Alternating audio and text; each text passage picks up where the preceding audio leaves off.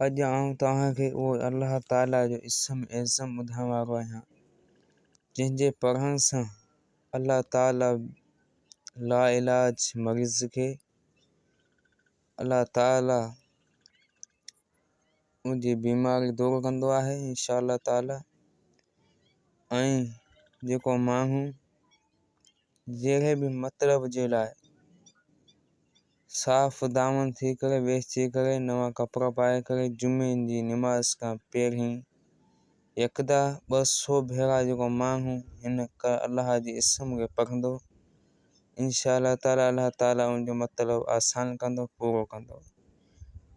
उहो इस्म आज़म ॿुधाइण खां पहिरीं जेकॾहिं तव्हां असांजे यूट्यूब चैनल अबू बचांडी ऑफिशियल ते नवां आहियो त महिरबानी करे असांजे यूट्यूब चैनल अबू बचांडी ऑफिशियल खे सब्सक्राइब करियो ऐं बेल आइकन खे दबाए जीअं असांजी हर ईंदड़ नई वीडियो तव्हां तक पहुची सघे।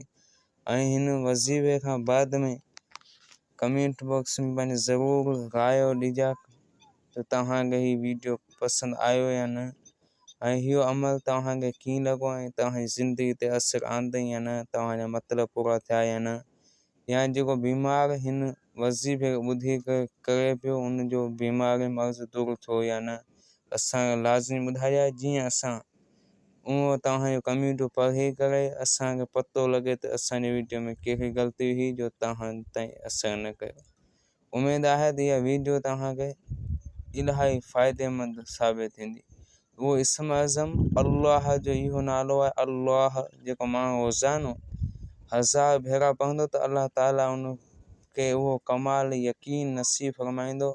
ऐं जेको शख़्स जुमे जे ॾींहुं नमाज़ जुमे जी खां अॻु में साफ़ थी करे 100 भेरा पढ़ंदो त अल्लाह ताला उनजो मतिलब आसान कंदो। ऐं लाइलाज मरीज़ जे कसरत सां ही इस्म मुबारक अल्लाह पढ़ंदो त इंशाअल्लाह ताला उहो शिफ़ा थींदो।